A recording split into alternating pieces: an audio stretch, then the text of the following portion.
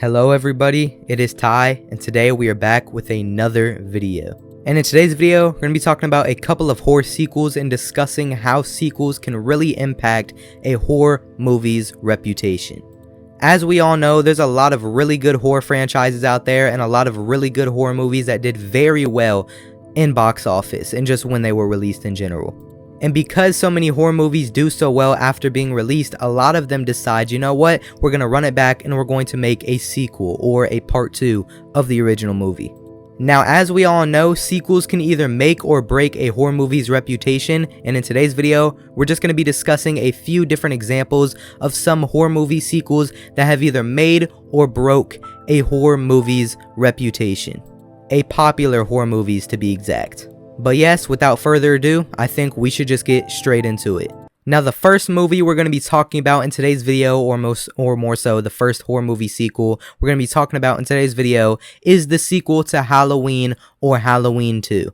Now, I think we all know watching this video who Michael Myers is and what Halloween is. Obviously, the first Halloween from 1978, the classic Michael Myers killer story, did absolutely insane and was a very popular, and still to this day, is a very popular horror movie. Now, since the original did so well, they obviously decided to make a part 2 or a sequel to the original Halloween movie. Now, when it comes to how well Halloween 2 did, I'd say it did pretty good. It was like the last movie of that timeline before they went to obviously the shitstorm that 3, 4, 5, all the other Halloweens, you know, brought in that other timeline. But when it comes to Halloween 2, kind of ending off that timeline, or more so pausing that timeline for just a little bit, I'd say it was not really that bad of a sequel. Obviously, I think we all know that a lot of horror movie sequels are pretty bad, which is the reason I'm making this video. But if I'm being completely honest, Halloween 2 was not that bad of a sequel. I honestly I did like it. The only couple critiques I do say I'd have is probably one, that Halloween 2 took place right after the events of the original Halloween, the classic 1978 Halloween. Halloween 2 took place right after that, when Laura was in the hospital and everything like that. So, you know, I'd say that's not a horrible thing, but I feel like it'd be more cinematic if it took place a little bit after, or like, you know, not just moments after, not like the same night. I feel like it'd be more cinematic, especially in the horror world, for a sequel such as Halloween 2 to not take place like right after. I feel like they were doing too much with that.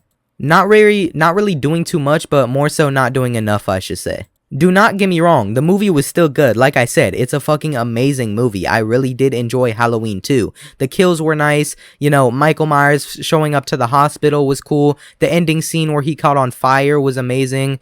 I feel like everything of that nature was pretty cool about the movie. And obviously, we still had Dr. Loomis and his weird ass, you know, doing all that he was doing. And yeah, honestly, I feel like everything but that was pretty cool about the movie. I won't say it's an amazing sequel, but at the end of the day, it's really not bad, and I will definitely be watching that movie again in the near future. When it comes to my overall rating of Halloween 2, not only as a sequel, but as a movie itself, I'd give it like maybe a solid 7 out of 10.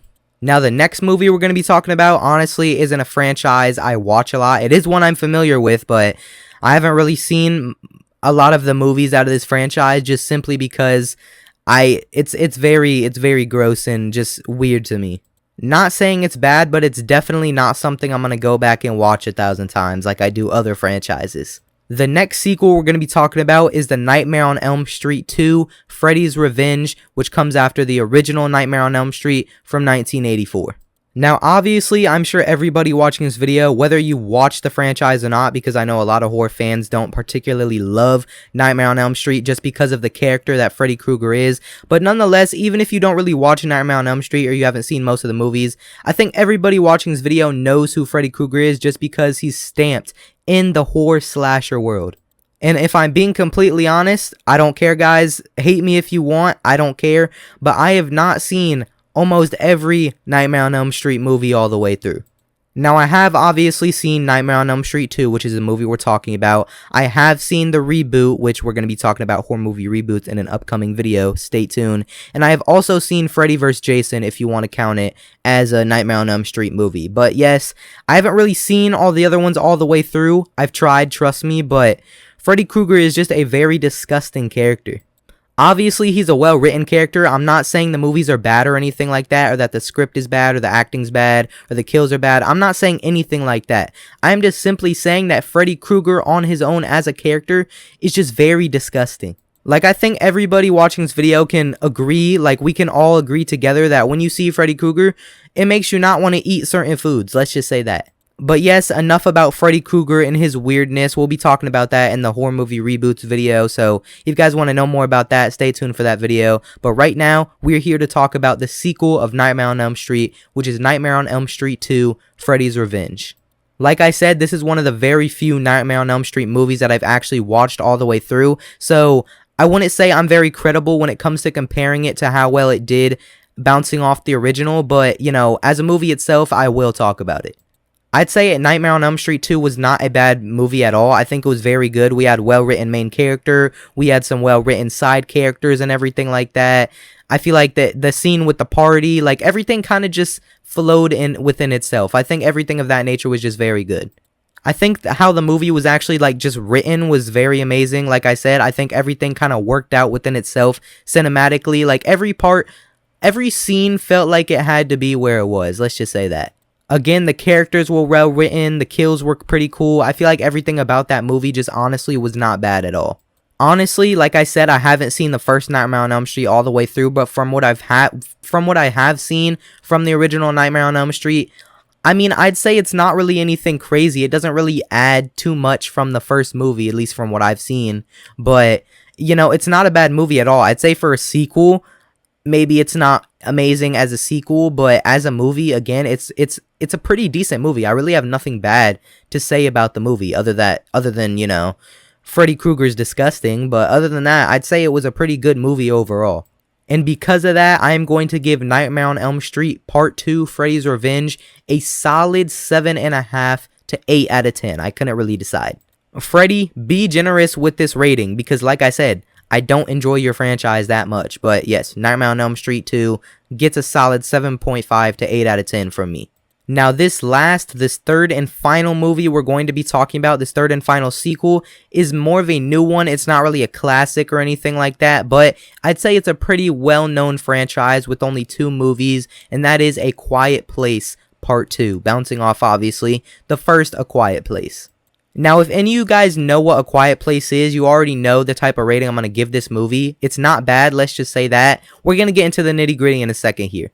But if I'm being completely honest with you guys, before we actually talk about the sequel, I can't say I loved the first A Quiet Place. It definitely wasn't bad, but, you know, it's obviously just super quiet and maybe too quiet for me for, you know, an action-filled horror movie or what is supposed to be an action-filled horror movie.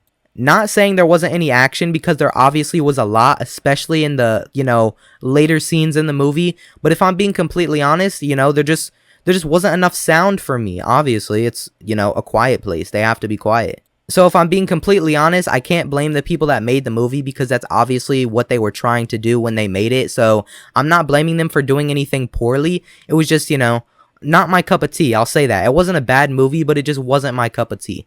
But now let's actually get into how good the second A Quiet Place was, because I did watch it. I'd say the second A Quiet Place bounced off the first one relatively well. I think it actually bounced off the first one really well. And if I'm being completely honest, like not the opening, but the earlier scene in the movie where it kind of but has the scene where it kind of shows how everything came to be and how the monsters came along and how life was before, you know, the whole quote-unquote apocalypse, I guess you could call it, happened, everything like that.